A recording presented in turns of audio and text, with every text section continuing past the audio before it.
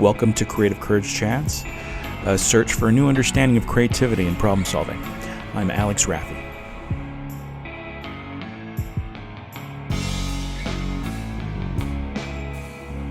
I'm going to go ahead and jump in. Hi, everybody. Hi, I'm back. I took a kind of a long hiatus. You can tell by the length of my hair that I haven't done this in a while. So I'm very excited. I'm coming back, with a vengeance here. With a very old friend of mine, J.Sperling from high school. I used to sit in front of him. I think it was in an art class. Mr. Johnson's art class. and then you kept quoting movies behind. It was so great. He's hilarious. He's incredibly talented, creative. I'm a big fan of him from way back in the day in his work. And he's a filmmaker. He's known for a film he made called Drunk in Public. And anyway, I could just kind of keep going, but Dave, can you tell people a little bit about yourself, just kind of a little bit about yourself, and then we can get into the conversation a little bit? Yeah, well, I technically started I didn't really know what I wanted to do, so I had a psychology degree, and then I thought, well, I did a field study project with some kids at Newport Heights Elementary. They call it a special friends program. It's kind of like tutoring. And then I got a teaching credential. Well, literally, as soon as I finished my credential, even one of my master teachers got laid off. The state had layoffs across the board. I got an offer in Guam and Las Vegas. So it was kind of like, well, let's see what else is out there. Started working for the city. I did work for the city in the summer doing like pick up trash and stuff like that by the pier. And then they had something in the traffic department doing this like turnaround, this donut lane thing where people go down the peninsula. They would cruise too much. So they would make sure only residents could go down. And then from there, I saw there was an opening in the jail. Since I wanted a full-time job, I thought I would check it out. Trying to decide if I was still going to go into teaching or what I do.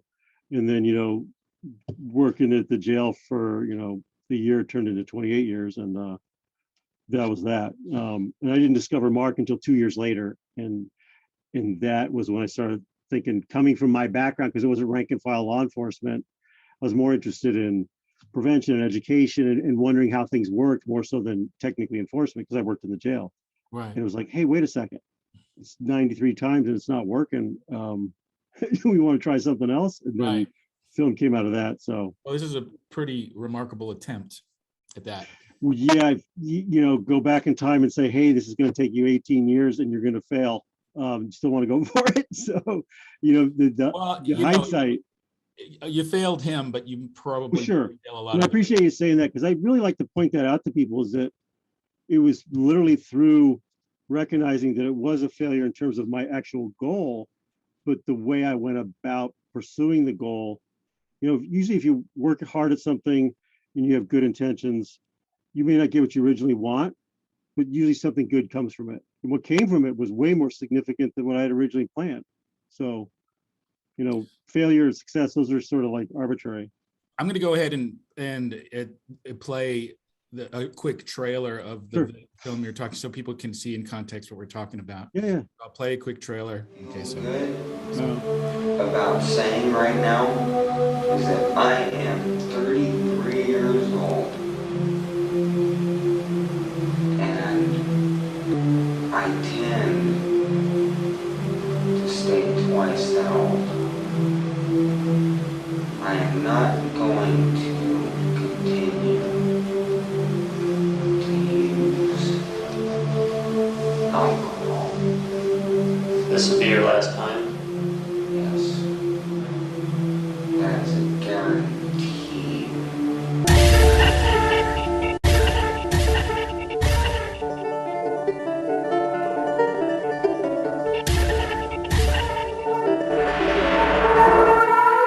The thing in the trailer that I think is interesting is that sums it up, is it says, in the summer of 1994, while momentarily sober, a man named Mark David Allen made a remarkable choice to participate in what would someday become an unlikely film of hope, inspiration, and impact. The only promise Mark was given was that he might somehow discover a way to save his life. When you said that to him then. Yeah. And here's really how it started was, I really didn't know what I was doing. I didn't set out to make a film. It was basically, I had success with people's mugshots. I worked alone 75% of the time. We book about, 5,000 people a year. It's a city jail. So there's people from all over coming in because everyone goes to the beach. So quite a variety, no like in-city gangs, none of that kind of crime, but everything else was was pretty standard with a tilt towards drinking being more drinking establishments per capita than any city in the state, if you include the hotels, bars, restaurants. So, people would come in with various issues, and I could kind of work my schedule to where if someone needed to kind of hang out a little bit longer, need a cup of coffee, can we call someone to give you a ride home instead of just releasing you back to the streets? What do you think about this? And I'd hold up their mugshot, and I'd hold up like their driver's license photo. And a lot of times people would stop and go, God, I didn't realize I looked that bad. I thought I was doing better than that. And so it was a jumping off point for conversation. Right. Remember, it's 94. VHS cameras are now somewhat affordable. So I saw Mark coming in all these times. I said, he's kind of a ham. I'm like, hey, Mark, get a little footage, take a look at it. Maybe something will click. So literally did that for like a 15-minute clip, and then he disappears to Hawaii. So over time, it sort of evolved into a film, but really initially it was just sort of like capturing footage. It's crazy you found him there. I know. And, he was technically a missing person. And the first 29 minutes I was looking for him, I thought this was a mistake, man. There's no way I'm gonna find this guy. I found the same guy like 3 times and it wasn't him. And then I just kind of looked over, and there he is laying on the bench. And he's about 100 yards from a police substation. So I don't know how hard they were looking for him, but then the rest was history. So well, he never hid, right? Right. Yeah. 85 arrests there. So they sort of knew, but I mean, I think he had periods of like, he would be present and then he wouldn't. So yeah. It's a powerful, it's such a powerful movie, and it's tragic, Yeah. Yeah. But it's also kind of fascinating. And he was kind of remarkable guy. He was kind of, I mean, one of the questions I was going to have for you was about him. So this, all I'm doing here is I'm exploring people's creativity, because I see creativity is kind of like our ability to solve problems and to find solutions. And it's pretty much everything. And it's the most important thing that we deal with on a regular basis. And I kind of think that the foundation of creativity is our emotions, right? It's what we feel. Yeah. And I think that's the foundation, and everything that spurs from that can be either used for good or for whatever you want to use it for. And my thought is, you knew him for pretty closely for many years. You've spoken to a lot of members of his family, his mom and stuff like that. Remove the alcohol, remove his addiction to alcohol. What kind of guy would he have been? That's a very good question, because a lot of people talk about, what would it take to rehabilitate him? And I would often say it's kind of hard to rehabilitate somebody who's never habilitated. I mean, he didn't ever establish like a regular sort of had a job, regular relationships, those kind of things that we all almost take for granted with our regular everyday lives. You're an adult and you have a problem, you usually have something to go back to. He just sort of started, he's probably 10 years old when he first started dabbling in substances. And all I know, he was, from all intents and purposes, from what I could tell, what he said, what other people said, and then some of those drawings, that he was a really good artist for the amount of time he put into it. Apparently a very good surfer and very charismatic in terms of had a lot of friends. A lot of people have a lot of great things to say about him, way back when, before he really sort of derailed. So he was kind of like the Titus, the king of the beach sort of thing. I'm thinking, he's obviously with the singing, he had some sort of fun interests. As far as what makes him look like as an adult person, though, it's a great question. My thought was this, because there are moments of wit and wisdom from the guy, and and I think that his wiring was probably pretty solid. It was just influenced by the abuse and the alcohol, and also probably he had a lot of fear and anxiety and doubts. Yeah. And that's why when I talk about creativity, it has a lot to do with courage. You're having the courage to be creative. Like you to even think about doing this. I mean, that Yeah. took some courage to approach a person and make that particular claim that you made with him.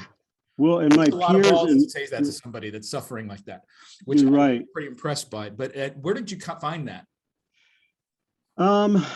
It's been sort of, it's funny you use the word courage because that's sort of been I'm not like a big risk taker when it comes to stuff like, someone would do rock climbing or skydiving, stuff like that. But I don't have too much of trouble taking emotional risks. Well, I love probably the name of your production company. Defiant Love. Yeah. It used to be Furious Love, and then Yeah, I don't remember that. I remember Furious Love. It's like Star Wars. You change it from Revenge of the Jedi to Return. well, people would often mistype it and think it was Curious Love, and that took you somewhere entirely different. So, yeah, it's pretty funny. But the way I grew up, my mother was I was adopted, only child, and my mom had a borderline personality disorder. She was like a super genius, but also had some addiction issues, and also was a superstar therapist. So growing up under her, I actually wrote a screenplay about it, and I'm now working it into a book called Horribly Normal. Oh. Her God was image. So she wanted me to be a certain way, and if I didn't fit those things, she put a lot of pressure to try to make me that way, and so we battled constantly. She was also very generous though with her knowledge, so I kind of grew up learning a lot of stuff. Well, being in that environment very early on, I had to recognize, like, she would, if I do something, let's say I drew a picture, she'd be like, oh, that's the greatest thing, and she would go overboard in praise, like to the point where it was uncomfortable.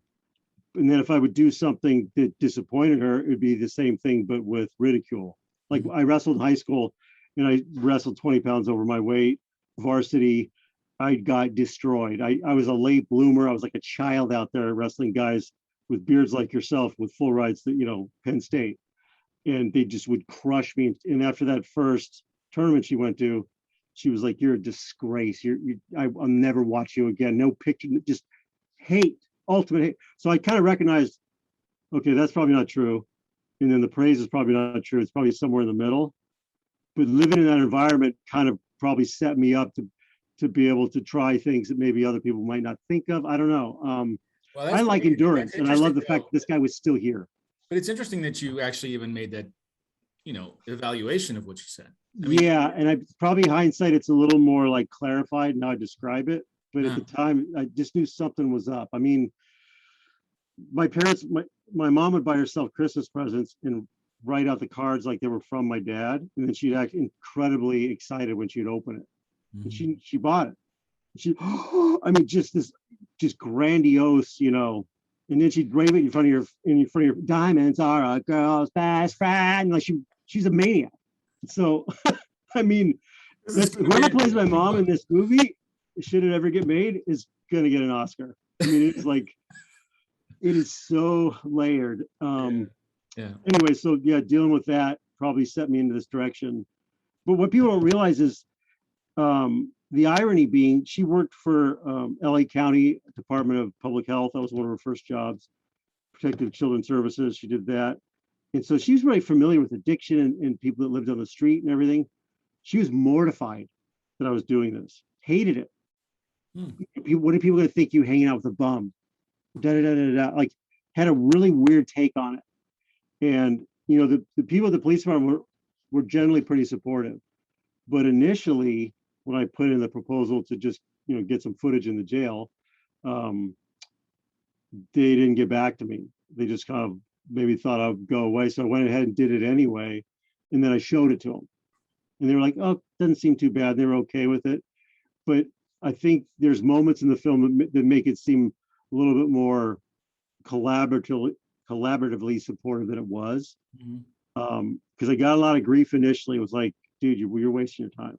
Like, why are you talking?" A lot of that over. So hearing that from them and from my mom, I more or less just sort of dug my heels in and thought, this guy's gonna get clean, and it's gonna be like, told you, that kind of thing.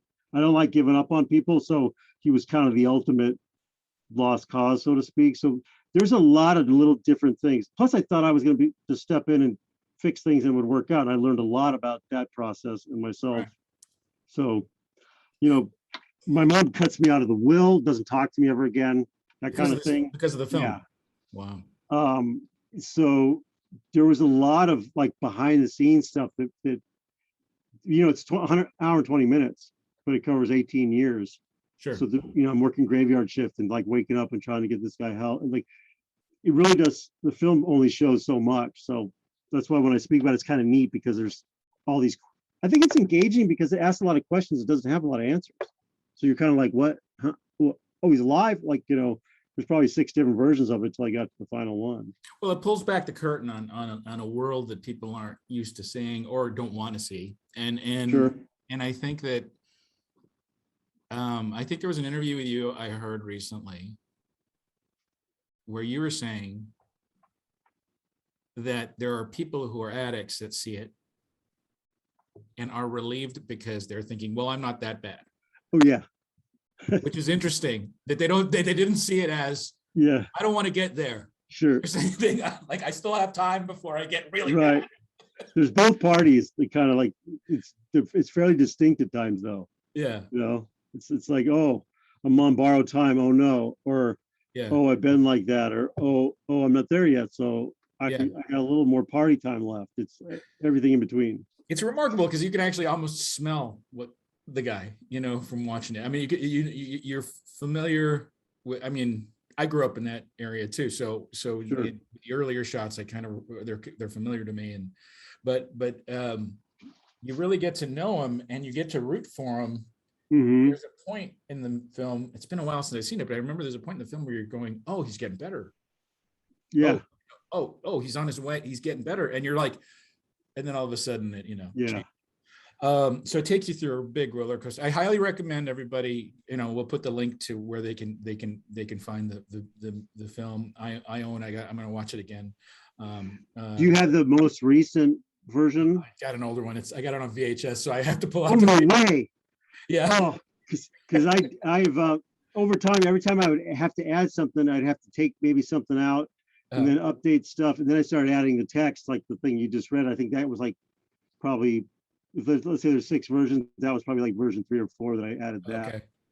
To just, Well, you know, every time I saw it, I kind of think, oh, I should do this. Okay. Well, I'm going to order it again then. So I'll go ahead. Well, I can get you, yeah, Oh, okay. I'm going to order it. You know, you're a working artist. I pay for yeah, so you got awards for this thing. You're award winning on this thing. Yeah, editing. And that's an interesting story too. I don't know. I feel like maybe in some ways they just threw me a bone because they were impressed with it. But you know, it covers 18 years, and there's really, from a clinical standpoint, there's not much out there that covers one person for that long. So now you're starting to see stuff sort of percolate because everyone's going through their video footage. You see these Netflix documentaries and things where you're starting to see a span of time on certain projects, but it wasn't always the case. But it was at the Boulder International Film Festival, I believe it was 2006, and it went up against a film called In the Shadow of the Moon, which I can't remember the guy's name. I think it's David Sinclair. I'm doing him an injustice by not remembering his name, but Ron Howard eventually picked it up and did as one of these produced by type things. But it's an interview with all the people that have walked on the moon. Oh, wow. It's a lot of close-ups of their face, and they give these personal stories. And except minus Neil Armstrong. And I actually had dinner with the guy the same night of the awards thing afterwards because mine won best editing. And he went through 10,000 hours of NASA footage. And I'm like, you realize I started this off by playing on one VCR and recording on another? And you just sit there like going, I mean, I think it eventually got nominated for an Oscar, his thing. So it's not the equipment. Right. Yeah. So that's crazy. When you were, this is the thing that kind of also gets me, and I want to ask you about is, so when you first started this project, were you making a documentary, or were you just passing the time, putting something together? Because the reason I'm asking is because a lot of times people don't explore things because they go through the process in their head and they're not willing to take the time. It's like I always talk about the Colosseum. The guy who designed the Colosseum never saw a brick laid. I mean, but he still created it because it took that long for, a whole generation to build the thing. Yeah. So nowadays people are so immediate. They need everything now. They want to be able to they want to do something, post it and get love back immediately. That's a thing, but 18 years, man. Did you imagine you were building something like this from the beginning? No, not at all. Here's proof of that too. I start off with this camera. I thought I'll get some footage of him, show it to him. It'll click. He'll get clean. It'll be neat. But really, he disappears for 5 years, so I'm not really involved with it for 5 years after that. And my footage that I had was not particularly well organized. It was just kind of like, it was a couple conversations. That one in the drunk tank, I think one where he's leaving, and then one there at Channel Place Park. It was primarily it. So then when I catch up to him, it's 2000, and I can find him in Hawaii, and it was prompted by a call from his grandmother saying, I usually hear from him, haven't heard from him. So I look into that, go there, and I'm only there for 2 days. And when I find him, he was in such bad shape and had deteriorated mentally to the point where I was like, okay, maybe this was a mistake. I don't know. I had sold I came back, sold the domain, drunkenpublic.com, got rid of it, and was sort of like getting, various grief. That's when stuff with my mom fell apart. And then I started getting people coming back to the jail because my career was started in 92. So now it's 8 years into it. Now I'm getting to the point where I'm meeting people again that I've booked before, whether they're coming back, on their own and just saying hi, calling, sending a letter, an email, whatever it is, saying thanks. And I'm like, did I say anything in particular? What was it that worked? And they're like, they can't really come up with anything, but they start to say stuff like, and they all said this similarly, it just seemed like at the time you cared more about me than I did myself. And that sort of, at the time it didn't really click, but shortly after I started thinking about that and thinking, here's this guy that, stereotypically and traditionally is not supposed to care. There's all the negative self-talk, you go to jail and there's someone saying, hey, how can I help? It sort of created this moment for them that, they went in and did all the work, but they were going, thanks. Someone took the time just to sort of address it. So I thought, okay, that's what I'm going to do with Mark. I'm just going to put in the time. I can't control the outcome. I'll work my best, but we'll see what happens. And then I got lucky with the fact that people started to see it and really were kind of taken by it. So the circularness of that is interesting too, is because you were feeling doubts and you were feeling like you were probably heading out on this thing, and then somebody took the time on you that you took them. Yeah. And then it kind of inspired you in the same way you inspired them. So there's a circular thing about that that's really great. Yeah. I didn't want to die before him either too. I didn't want to die and have all this footage at this point on my hard drive and think all of that is in vain. And so it's like there was some compulsion to sort of at some point get it done, whenever that would be. So, yeah. Well, you started something that, and that you need that feeling of finish. It's so painful when you start a project, or there's people that can't finish a book. When they start a book and they can't finish it because they don't know where to go, or they write themselves into a corner that they can't figure out. And I don't think that exists personally. I don't think there is, that's all you. It's all, our creativity is, everything comes, when people say they get inspired by a song, something about the song inspired something in you. It's in you that got inspired. People that watch your film, the same kind of thing. They put themselves in his. A lot of people put themselves in his chair, in his position, and try to see, well, how does he see the world? What is he seeing in the world? And that's what causes them to look at the world differently, because they're doing it through his eyes. Yeah. And that's so important. I think that's so important for all of us to do. That's why I think your work is important. And you're a noble guy, for you to take the time to do that, and to actually see value in that, and to see it in people. And and I guarantee, I mean, you know this, that had a huge impact on a lot of people. People use that in drug treatment facilities. They use that film. I know they do. Oh, yeah. Boy, that must scare the crap out of some of these young people that see it. Yeah, it's a weird, they talk about your brain not being really developed between, 25 and 30. And so I think it's hard for a lot of young people to see consequences and stuff just by the nature of where they're at biologically. But yeah, there are some people that certainly have talked to me afterwards. They're like, oh my gosh, like I didn't, like, they're just not, when I put people in the jail, book them, go back to put them in a cell, until they're sober enough to leave. They're standing there sometimes, especially if they don't have any experience with it, like holding the blanket, looking at the bars, like, I'm like, yeah, this is the part in the Coors Light commercial that they leave out. The hot chicks are gone, the party bus is gone. It's this for a little bit. They're kind of like, oh, okay. Yeah. So yeah, there's a little bit of a, unless you have it in your personal life, a lot of times you could get to a point pretty bad pretty quickly if you're not exposed to that. So it is kind of neat that people see. I know they show in police academies now and the military, and I mean it's so vast in terms of, I don't sell too many copies. I probably maybe sell one a day, but the times it's seen or passed on and traveled, I mean, I get emails in wind of it in places it's never even gotten close to where I've sent it, all over the world. I mean, it's just incredible how it just travels, because it's the type of thing someone else goes, hey, you got to see this, and it's a pass along thing. I mean, Native American reservations in Canada and places in like Syria, and it's just like, huh? Like Mark travels, and I would tell Mark that stuff.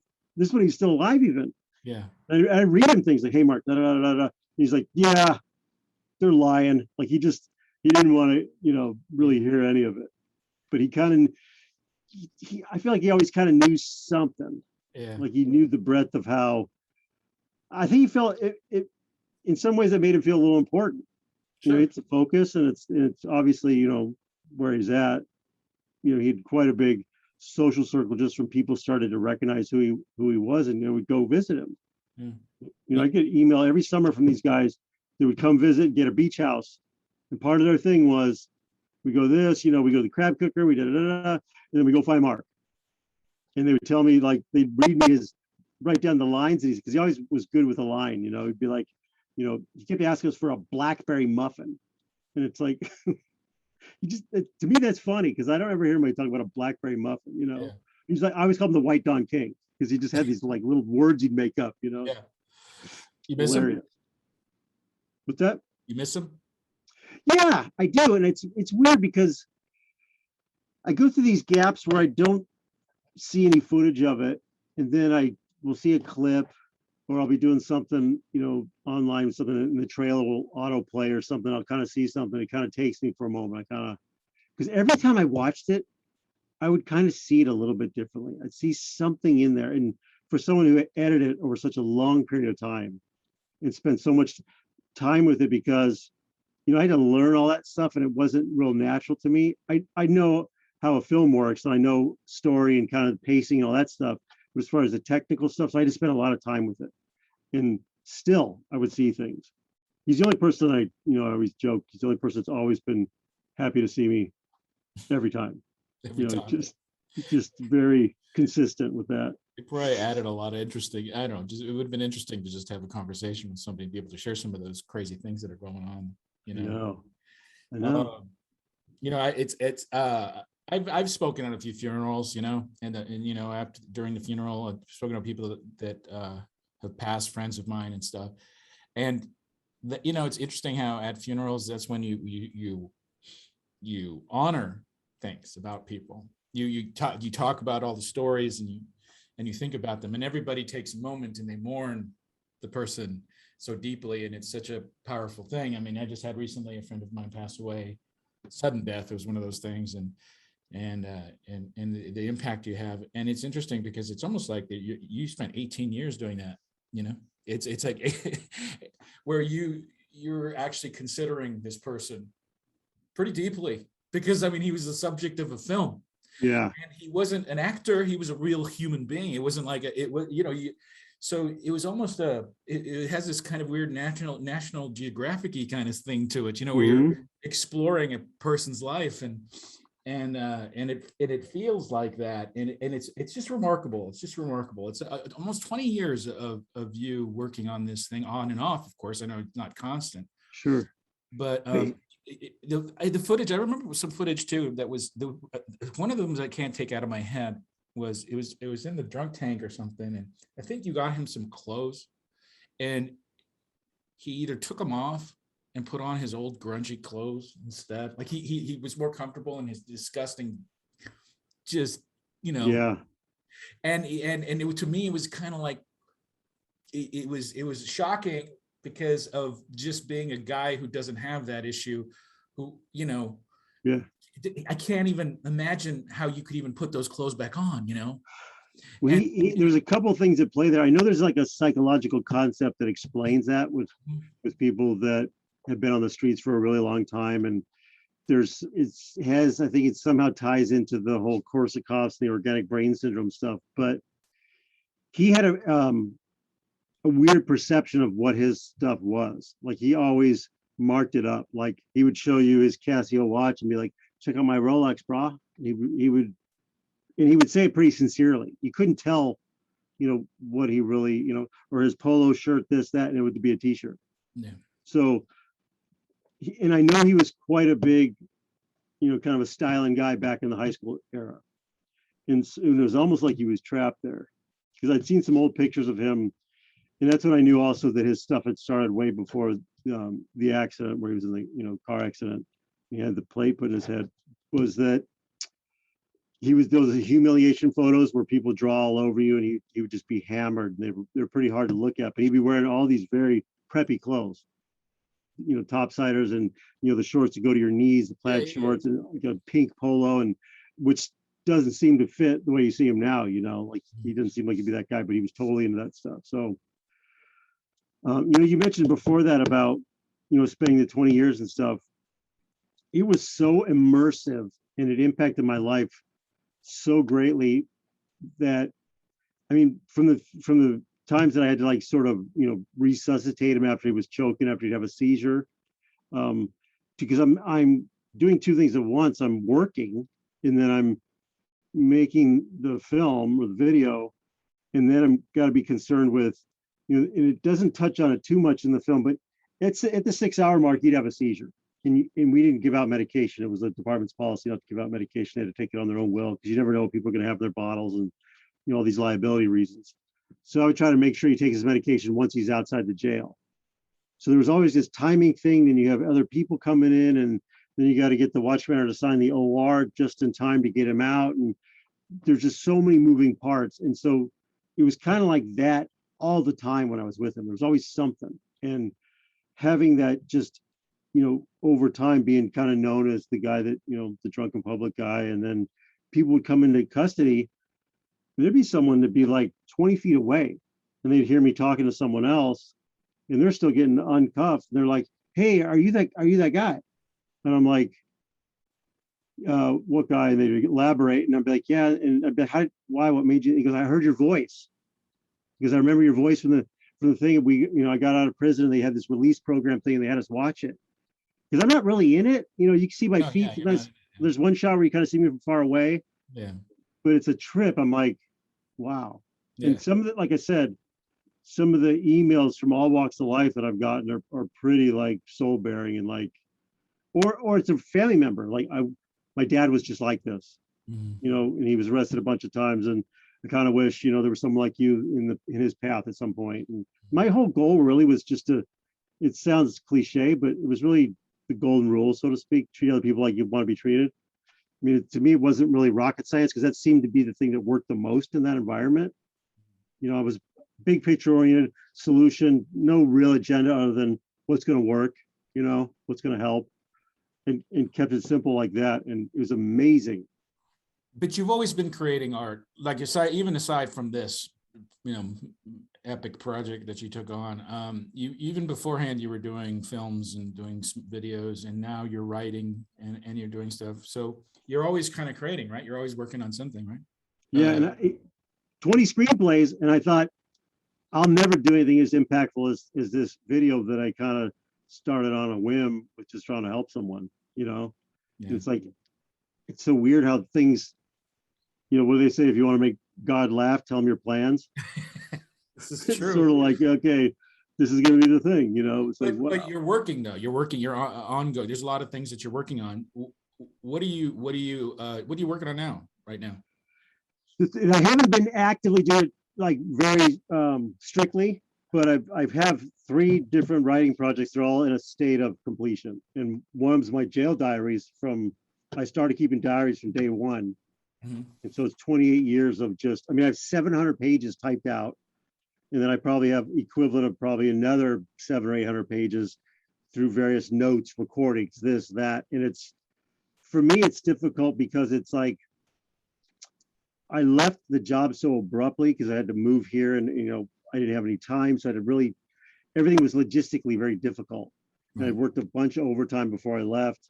I've also had 3 back surgeries, 2 spinal fusions, and My wife had that. atrophy in my legs and all kinds of medical issues at the same time. So it was like the last 2 years have been pretty tight. So looking at that stuff, it's like I really didn't want to leave the job. So I've got this big cathartic mass of stuff to work on. And I've already worked on it.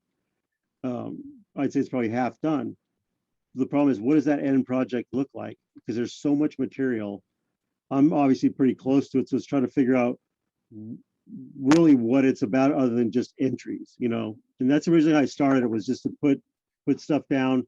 It's probably 2 chicken soup for the soul for the person that wants to read a jail book. And it's probably 2 jail book for the person that wants to read something sort of, so it's like got no, which is really what it's like. There's a lot of slice of life stuff. Yeah. There's a lot of really intense things, but it's personal. It's just a lot of, because it was me just one-on-one with people for the most part, There's a couple of traditional crazy jail stuff sprinkled out throughout, a lot of funny stuff. So that's one thing. And the other one is what I mentioned, that Horribly Normal, which is the screenplay about kind of growing up with my mom. Picture something like, I always call it a cross between like Catcher in the Rye and Donnie Darko and Running with Scissors. Right. Something like that.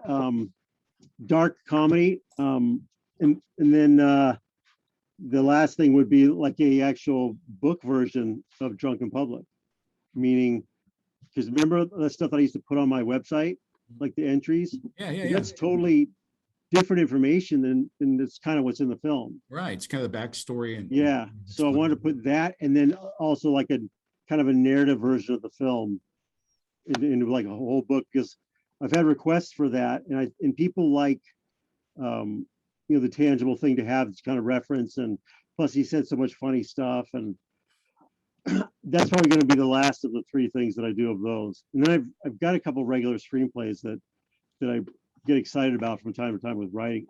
You mentioned about writing and not being able to finish a book. I'm the opposite of that. I've never had any kind of writer's block at all. I'm not saying it's good stuff. Yeah. But I can always put something down. And that's been. I have a short attention span, so I have to keep things interesting, and and if they're not, I have to make them interesting in some way so that I can finish it. But as soon as things get boring, I just kind of get turned off and everything. And it's funny because when you're writing, I think that it's important to not think about the marketing while you're writing. Right.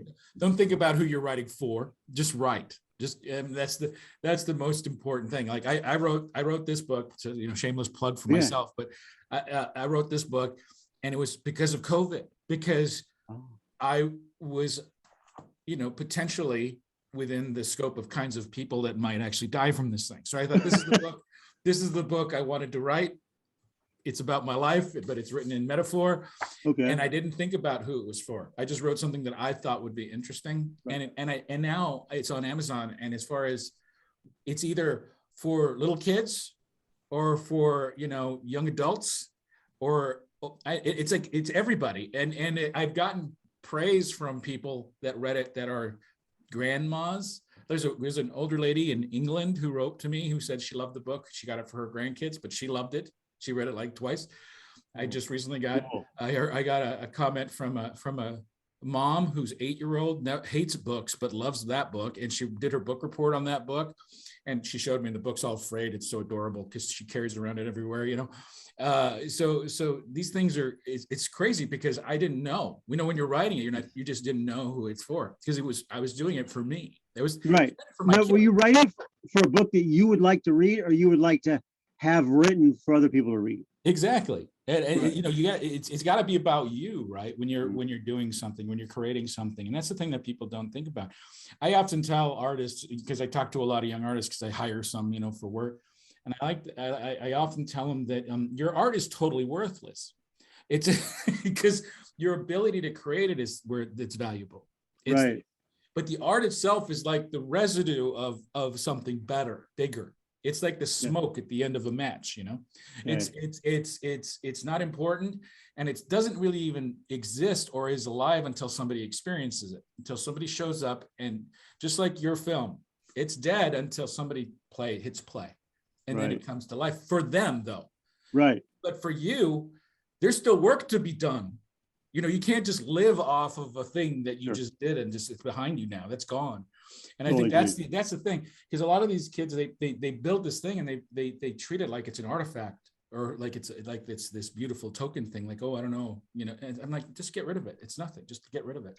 Do you think that's do you see more of that now than maybe like when we were younger, 30 years ago?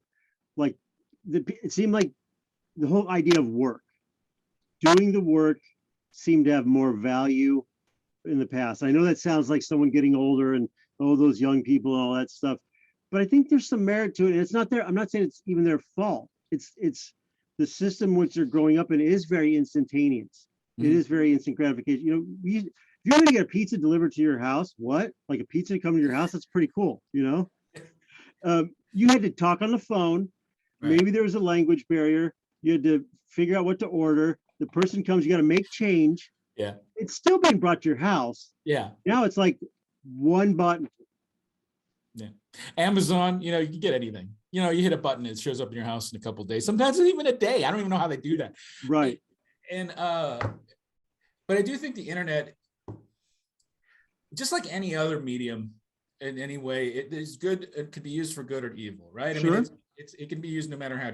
But once you see, I always think like you could come up with the most wonderful thing in the world that you've designed, but once you hand it over to somebody, it's less than, because people tend to not handle things very well. We don't really handle great ideas. We don't handle. Look at us.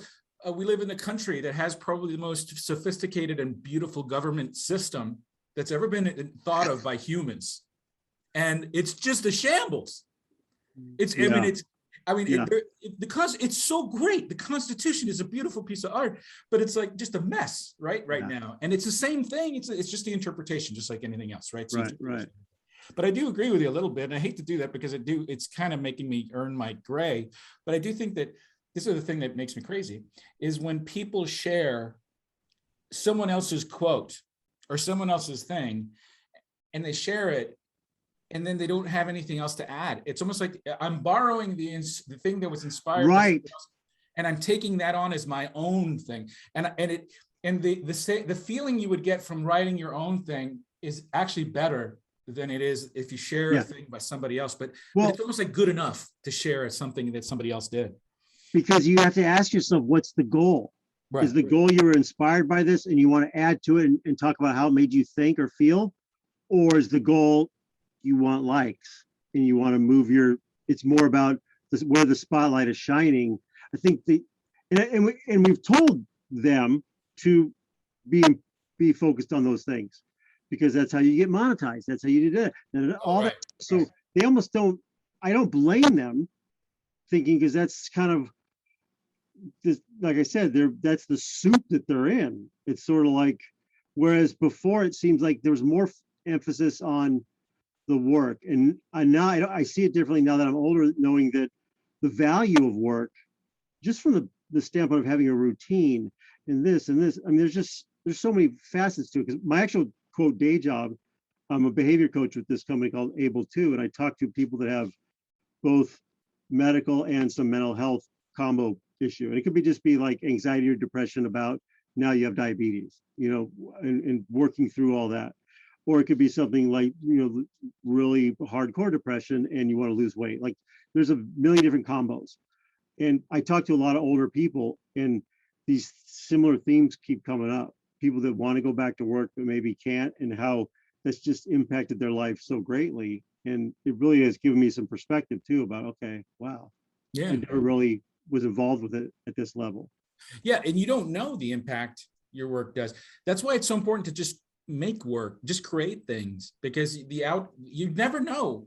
If you try to predict it. And the thing is that people try to predict the value of their work. And if they don't see a clear idea, I call it forecasting, they kind of assume what the end result's going to be on the other end. And if it doesn't look good enough, they just don't do it. And the thing is you don't know.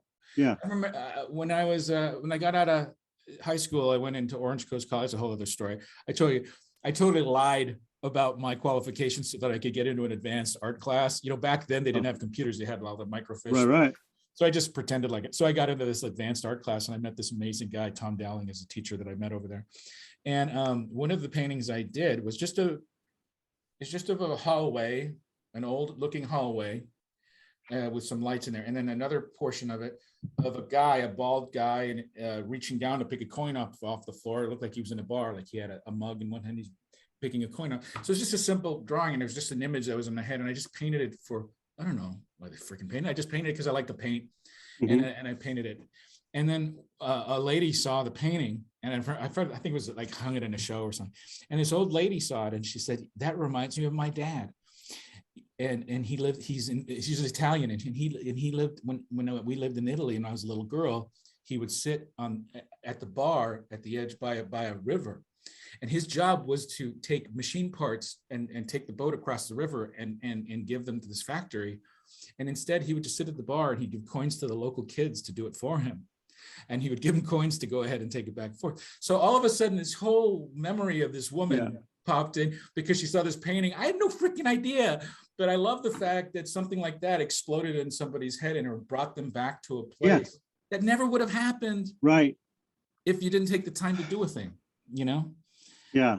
It's so not about you. It's just make things because that's why I think this is important for young people to understand. Is my biggest fear is because the way they're taking art out of schools is it's because they think art is furniture. They think art is just like a decoration.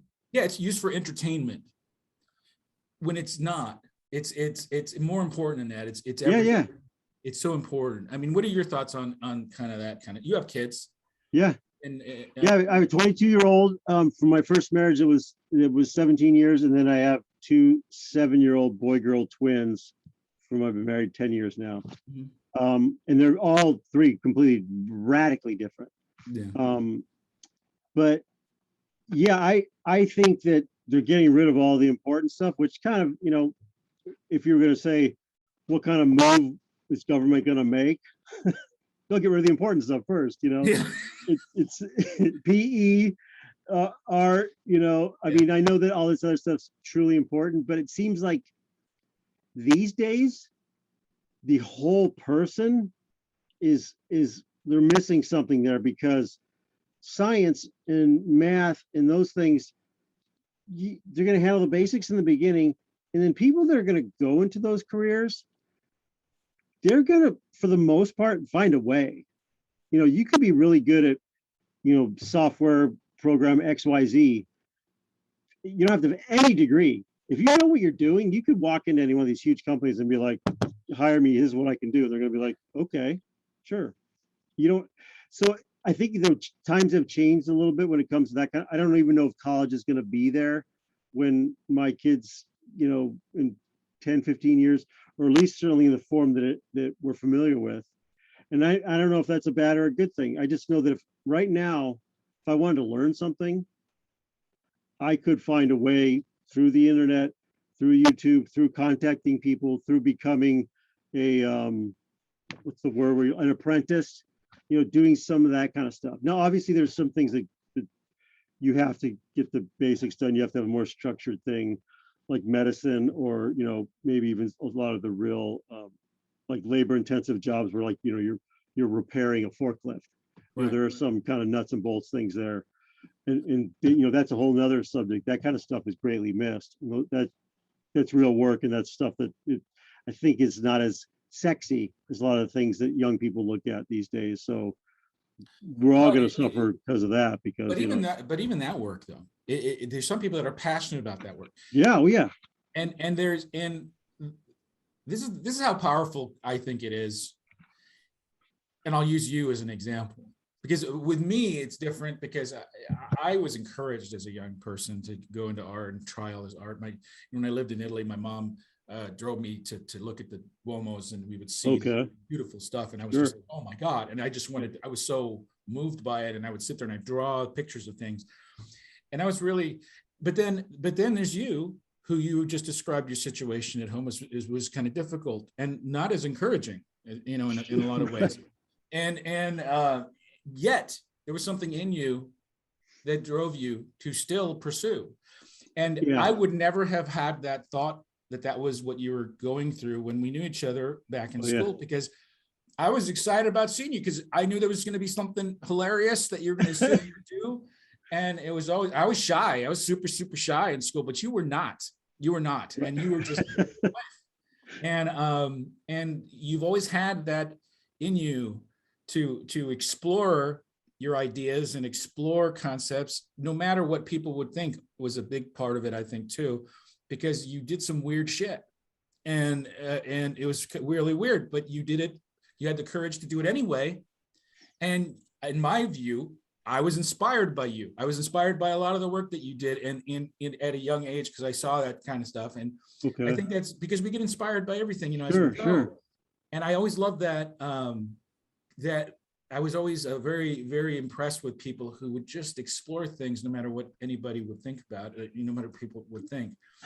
And that's I think that's lacking now. I think that's not lacking, but I think you see it, but I'm worried about kids that think things have to be polished before they're delivered. That's the problem, I think. You're absolutely right. And, my story is a little bit, like you said, you would have never imagined that that's sort of the way things were. It was a very, the borderline personality disorder can be best defined, at least to me, as I hate you, don't leave me. And I had a lot of duality, and I tend to see the world that way. I'm very good at looking at a particular issue or even an argument and seeing the merits of both sides. And I think that's the most compelling. You're a unicorn, man. What's that? You're a unicorn. My daughter will like that. Yeah. It's to me very interesting, because that's when you have right versus right. I mean, like the scene in A Few Good Men where, Jack Nicholson finally spills the beans at the end, and they both, you don't have to agree with either one of them, but they both have a valid point they're trying to make with the prerequisite passion behind it, and can at least in their world. You need me on that wall part, right? Yeah. I mean, it's like he's got an argument. I'm not saying it's correct. Or even like the Joker and Batman and these things. There's something really fascinating about that. Okay, what comes of this struggle? And I was an only child, like I said, so I'd use my imagination a lot, and I was exposed to certain comedians and different things when I was younger too. So it was kind of like just throw a bunch of stuff in there and see what comes out. But the one sort of defining thing was I was kind of stubborn. And when, that whole thing where people tell you can't do something, it kind of made you want to do it more. I had a little bit of that. And my mom was I didn't drink all throughout high school. I don't drink now, but when people would party and stuff like that, because my mom wanted me to drink. And, your peers start drinking, and then usually you rebel against your parents with your peers. Well, my mom was just like my peers. Yeah. So I'm like in this weird bubble of like, okay, I basically said, I'm going to be myself. And it doesn't matter if people like me or don't like me, because I'm not really good at figuring that out anyway. Mm. I'm just going to be myself and let the chips fall where they may. The problem is, and this is what I tell my kids and other people, if you're going to take that path and not always go along with the group, know that you're going to have certain emotions that come up because of that, and deal with them in a healthier way than what I did. I was very angry about not being accepted for kind of doing the right thing and being myself, not being a poser or all that stuff. I sort of stuck to my guns. Problem is the fallout from that, when you're alone a little bit, or when you don't get received the way you expect to, you're going to have some negative emotions. So you better deal with it, or just kind of realize what I did when I was 19. If I step back and go, I don't have to be bothered by this. You don't have to like me. I can just be myself, and I can be okay with them, even if they don't like me. Right. Which, I booked 100,000 people in jail, don't have a single complaint. So that totally bode well for my future, just dealing with conflict and stuff. So it was one of the best lessons ever. But that process, I think I would tell people, be a little easier on yourself when you're kind of trying to find yourself. Don't be so. I was very sort of, even though I was kind of, like you said, had fun and did this type of thing, internally, I created a little more conflict with myself than I needed to. Usually towards the end of these things, I ask that particular question that you almost kind of answered there, but I like to kind of ask people the advice you would give yourself when you were a kid. Now that you're an adult, what kind of advice would you give yourself when you're like if it's funny, we haven't talked about my dad at all. Oh. And that's because furniture, like he was just there. Like he, I think he loved me, I suppose. He wasn't ever mean to me or anything, but he never talked to me. He would take me to do like, hey, let's go on a bike ride. Well, okay, that sounds fun. That's something you do with your dad. It's a fond memory, except he just keeps riding and we're 10 miles away and I have no idea where he is because he just kept going. He was just not stuck. He didn't look back to where you were. Yeah. Eventually we'd see him coming back this way. I'm like, oh, that's him. Like, or he would, we'd watch football together, but he would never talk, right? Or he would take me to do some interesting things, but it was always like, he didn't seem very happy about it. So how do you want to look at that? Did your dad do things with you? So I tend to choose the positive or just the neutral, like, yeah, he did some cool stuff. He wasn't cruel in any way, but he never said anything. And I always envision, like in the script, The Horribly Normal, there's a scene there where he's giving me advice, but he's not. He's actually practicing giving advice in the mirror and I overhear it. Oh, interesting.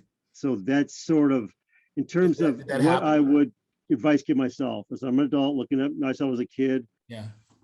I think I would just go with, anybody can be really good at one thing. You can work really hard to be good at stuff, but I think a skill to cultivate, have fun, and then be tough, because life's going to kick you in the teeth. And if you're tough, you can kind of look at the other things you need to do. But if you're not tough, you're going to have a lot of issues before you even get to that point. So, and I don't mean like tough macho stuff. I mean like resilient, Yeah. Well, it makes me think also that commitment, right? I mean, you got to be committed to a thing if you're going to start something, right? Yeah. Not quitting. We could spin this off into a million different things. So I love that kind of stuff. And I always try to consolidate and kind of look at making something very digestible, is applicable to a lot of different things. But ask questions, that's another one. That's probably one of the best tools that you can kind of stretch out into so many. I mean, if some guy's in jail and he wants to knock my teeth out, if I ask him a question, even for a split second, he's got to pause and consider this guy's interested in what I have to say. Skill to learn there. That's good. Yeah. I mean, it was brilliant. It shows interest. It gets you more information. It slows things down, and it makes you listen. I mean, so what kind of question? Out of curiosity, just what kind of question? Like if let's say he's, there's a lot of like body language stuff there. Someone's in cuff, they seem really upset. The officer's kind of having a hard time with him. You could notice something about his shoes or his shirt. He's got a shirt that's got like, you know, it's got Tool on it, and you ask him if he likes Tool. I mean, it helps to be diverse in terms Right. of what you know about. Just start talking about something that maybe he knows something about or that he has interest in. Yeah. Little things. You take him out of the moment a little bit, right? When you Yeah. Interesting. Yeah.